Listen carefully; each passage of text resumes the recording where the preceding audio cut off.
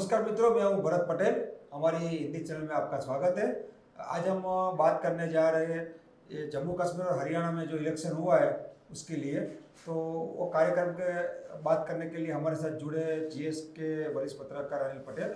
अनिल भाई, स्वागत है तुम्हारा। जी नमस्ते। अनिल जी, हम आज बात करने जा रहे हैं अपने जम्मू कश्मीर और हरियाणा में जो इलेक्शन हुआ है उसके लिए। तो जम्मू कश्मीर और हरियाणा के चुनाव परिणाम में क्या इलेक्शन कमीशन क्या कोई खेल कर सकता है? कैसा लगता है आपको? बिल्कुल, कारण कि देखिए जिस हिसाब से एग्जिट पोल आए हैं, एग्जिट पोल का परिणाम क्या है? एग्जिट पोल में यही कहा गया है कि हरियाणा में जो कांग्रेस की सरकार बन रही है और जम्मू कश्मीर में है वो नेशनल कॉन्फ्रेंस और कांग्रेस की जो सरकार है वो गठबंधन सबसे बड़ी पार्टी बन सकती है। बारी बारी से मैं आपको समझाने की कोशिश करूँगा। सबसे पहले हरियाणा की अगर बात करें तो हरियाणा में बीजेपी ने सभी कार्यकर्ताओं को कह दिया है कि आप एग्जिट पोल को मत मानिए, क्योंकि एग्जिट पोल जो है वो गलत एग्जिट पोल है और हम वहाँ जीतने जा रहे हैं, और जीतने नहीं जा रहे हैं तो सबसे बड़ी पार्टी बनने हम वहाँ जा रहे हैं और बाकी लोगों से मिलकर हम सरकार बना लेंगे। ये मैसेज जो है वो दे दिया गया है। कार्यकर्ताओं को कहा गया है कि अब अंतिम क्षण तक जो है वो अपना बूथ जहाँ पे मतगणना होगी कल के दिन, आने वाले कल के दिन, वहां तक रहिएगा, डटे रहिएगा। वही काम जो है कांग्रेस और दूसरी पार्टियों वो भी कर रही हैं। लेकिन जैसा आपने पूछा कि क्या इलेक्शन कमीशन कोई खेल कर सकता है क्या, तो अब देखिए मैं क्यों ऐसा आशंका लगती है भरत भाई, क्योंकि इसके पहले भी आरोप लगते रहे हैं चुनाव में, लोकसभा चुनाव में जिस तरह से उसने आंकड़े देने में देरी की, बाद में आरोप लगे कि कहीं वोट ज़्यादा गिन लिए गए जहाँ उतने पड़े ही नहीं थे, और कहीं कम वोट गिने गए जहाँ जितने पड़े थे उससे कम गिने गए। लगभग 70-80 सीट इस तरह से घालमेल हुआ है, लगभग 4.5 करोड़ वोट जो है वो बढ़ गए, या इस तरह से हुए जो फाइनल आंकड़ा देना था तब तक बढ़ गए। अभी तक क्या हुआ है आपको बताऊं कि 2019 की बात करें तो 7 बजे के आसपास पहला जो काउंटिंग था वो दे दिया था, भैया इतना परसेंटेज वोट हुआ है और इतने मतदान हुए हैं। 9 बजे तक, रात तक पूरा क्लियर हो गया था कि भैया इतने परसेंट मतदान हुआ है और इतने आंकड़े हुए हैं। अब समझिए इस बार क्या कहा, अभी तक पूरे आंकड़े दिए गए नहीं है, मात्र परसेंटेज दिया गया है कि इतने परसेंट आपका वोट पड़ा है। अब परसेंटेज में तो घालमेल हो सकता है, आपको वोट ही बढ़ाना है ना, मुझे परसेंटेज सेट करने के लिए वोट बढ़ाना है, उतना वोट बढ़ाना, उस हिसाब से उतना वोट वहां सेट करना है। इतना पड़ा है तो परसेंटेज ऐसे आ जाएगा। एग्जिट आपने आंकड़ा दिया होता कि भाई एक में 15,20,384 वोट पड़े टोटल मिला के, फाइनल आंकड़ा दिया होता। बाद में जब गिनती होती कि भाई 15,03,684 में से या 15,03,684 में से बीजेपी को इतने, कांग्रेस को इतने, इसमें इतने, और लास्ट में काउंटिंग आता 15,03,384 जो भी आंकड़ा हो। हाँ समझो, जो जितने कुल वोट पड़ते वो बाइफर्केशन हो गया, इतना कैंसिल हुआ या इतना नोटा में पड़े, ये सब आंकड़ा आता। अभी तक कोई आंकड़ा दिया गया नहीं है।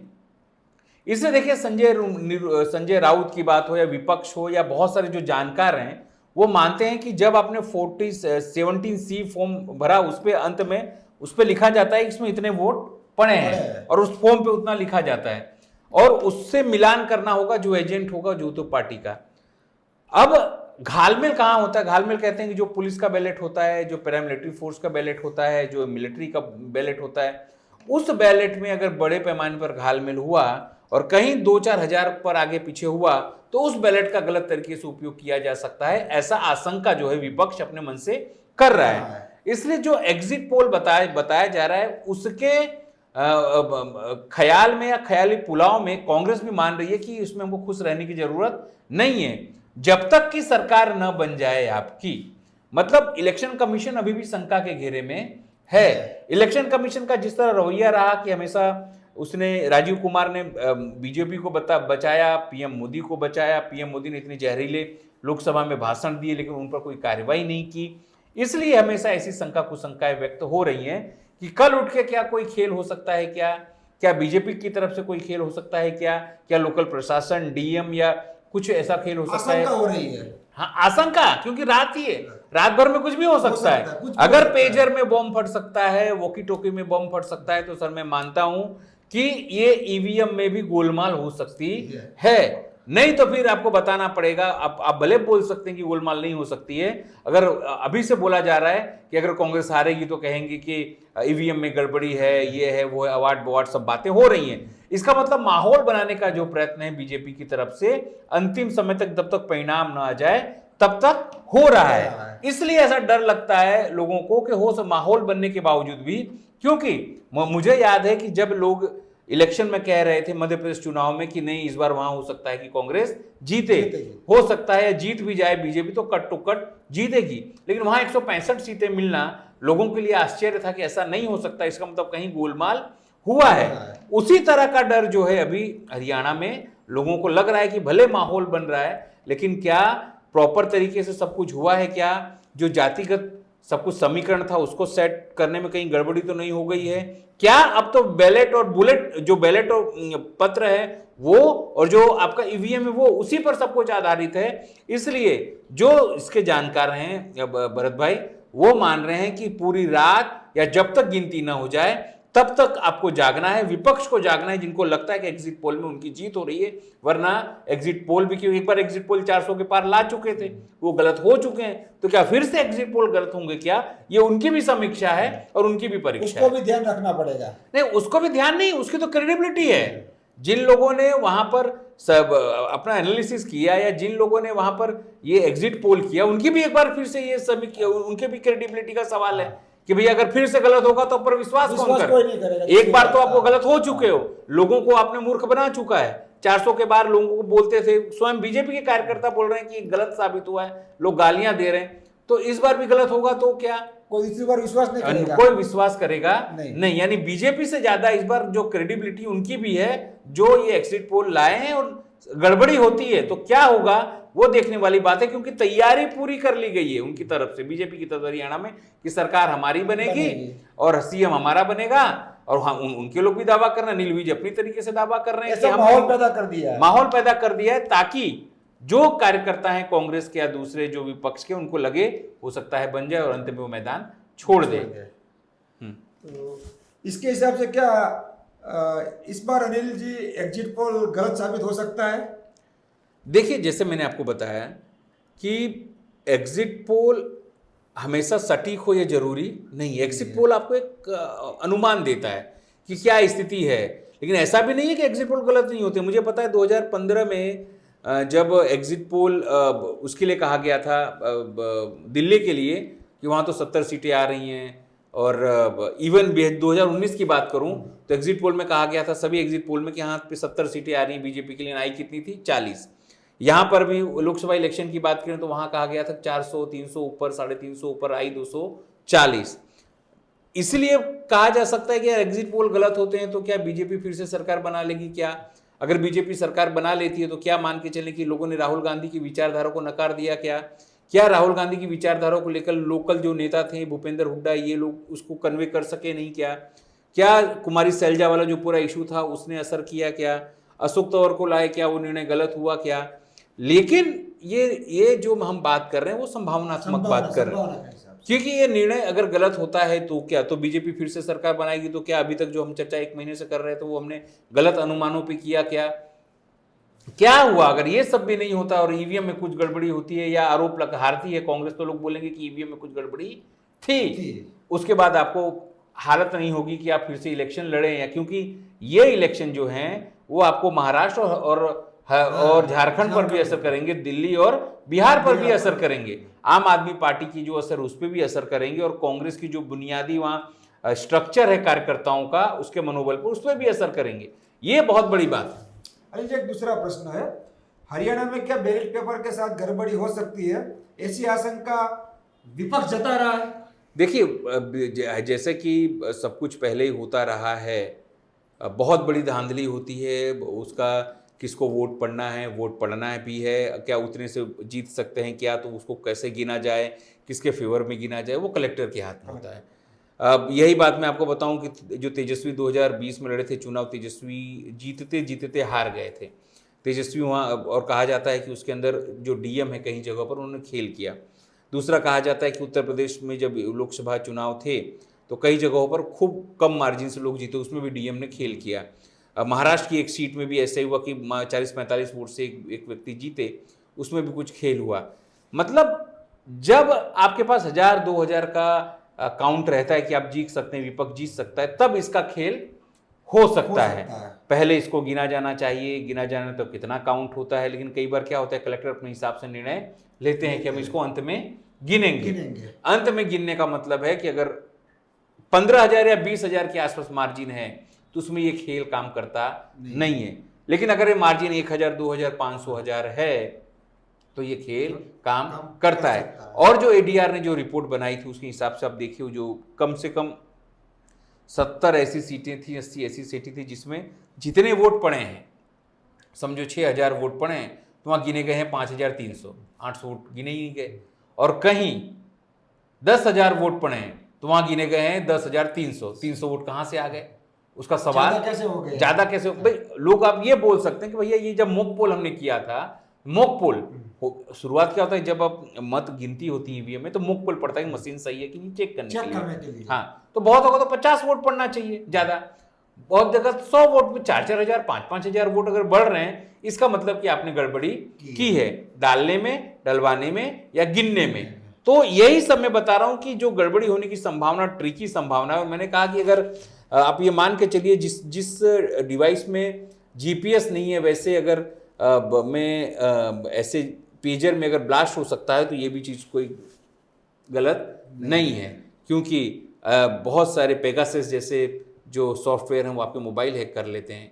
वो भी इजराइल से आया था और ये इजरायली कंपनी, और इजराइल से हमारे प्रधानमंत्री की कैसी दोस्ती है और बीजेपी की कैसी दोस्ती है वो आपको पता ही है। अनिल जी, एक छेल्ला प्रश्न है। जम्मू कश्मीर में 5 एमएलए जो नॉमिनेट करने की बात है, उससे क्या नेशनल कॉन्फ्रेंस और कांग्रेस का खेल बिगड़ सकता है?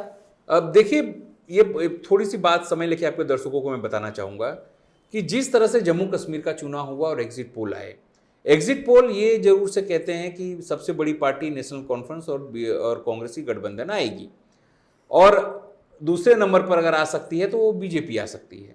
और अचानक ये घोषणा कर देना कि अभी 5 नॉमिनेशन में वहाँ के जो निर्वासित लोग हैं उनको चांस मिलता है, महिलाओं को चांस मिलता है, पंडित जो है वहाँ निर्वासित उनको मिलता है, और एक पीओके जो पाक ऑक्युपाइड कश्मीरी है, एक ऐसे 5 लोगों को नॉमिनेट करने का जो पावर है वो संविधान में किस तरह से है, लेकिन जो एलजी है उनके पास एग्जीक्यूट करने का पावर है।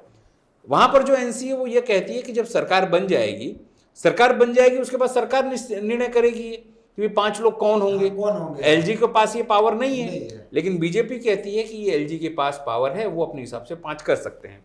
अब बात मजे की क्या है, अभी 90 सीट पर चुनाव हुए, लेकिन 5 अगर जो नॉमिनेट करेंगे एलजी साहब, तब हो जाएगा 95, बराबर 95, 95। अगर 95 होते हैं तो आपको बहुमत के लिए लाने पड़ेंगे 48 से 50 सीट। अच्छा, 48 से तो ज्यादा ही सीट चाहिए, 48 से ज्यादा सीट चाहिए। और जिस हिसाब से एग्जिट पोल आए उस हिसाब से ये सब पहुंच रहे हैं 39 से 32, दोनों मिला के 39 से 42 तक।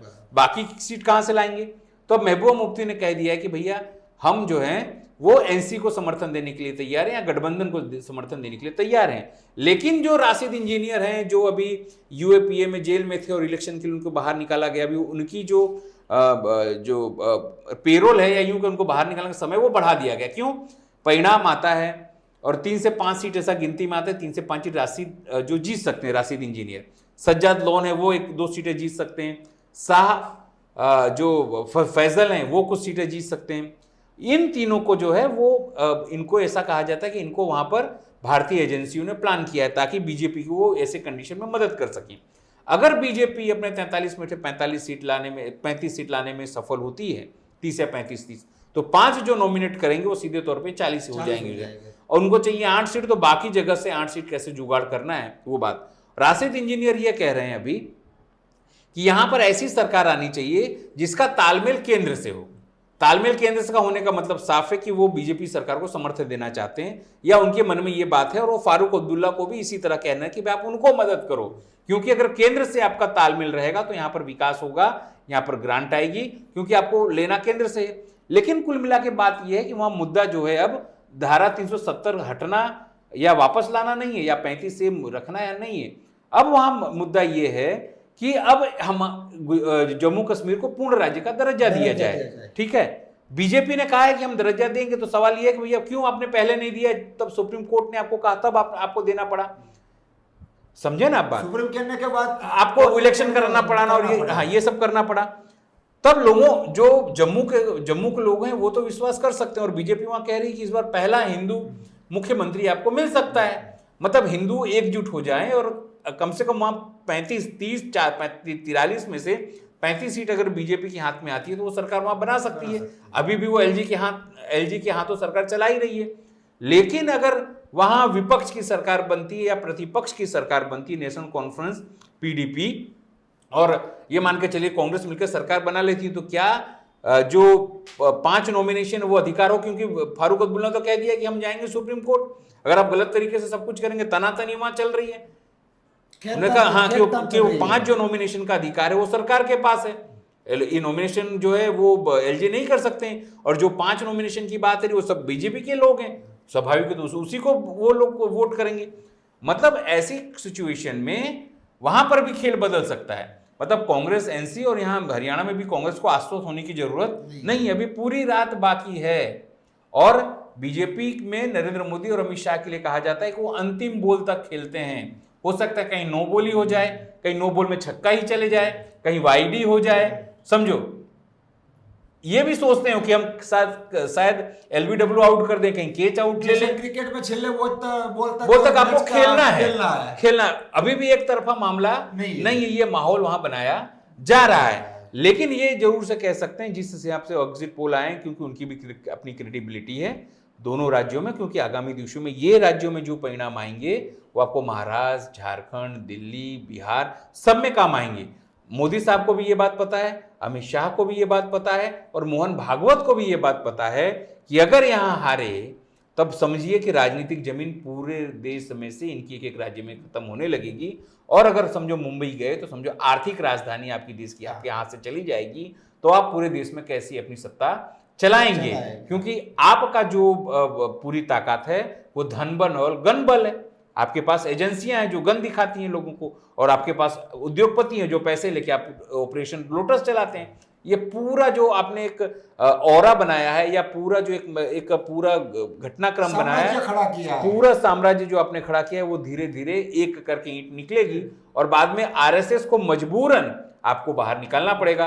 अपने अस्तित्व के लिए एक एक चीज अमित शाह और एक एक पॉइंट कर रहे हैं कि कैसे भी करके हम वहां स्थिति में बने रहे, लड़ाई में बने रहे, हमारे कार्यकर्ताओं में स्थिति मजबूत रहे और हमारा साम्राज्य टिका रहे और हम लड़ाई में बने रहेंगे। और इसीलिए लोगों को डर लग रहा है कि कल हो सकता है कोई बड़ा खेल हो, और खेल क्यों ना हो भाई, वो भी तो राजनीति कर रहे हैं, वो भी कोई राजनीति में कोई सीधे साधे लोगों का काम तो है नहीं, जो पिछले 10 साल में यहाँ जो हमने देखा है। तो स्वाभाविक है, और लोगों को हम ये भी कहना चाहेंगे कि जो हम ये बातें कह रहे हैं आपसे, ये लोगों से पढ़ा सुना हुआ बातें, हमारे पास किसी बात का प्रमाण नहीं है, चर्चा और संभावना के आधार पर हम पूरी चर्चा कर रहे हैं जो मैं बता रहा हूं।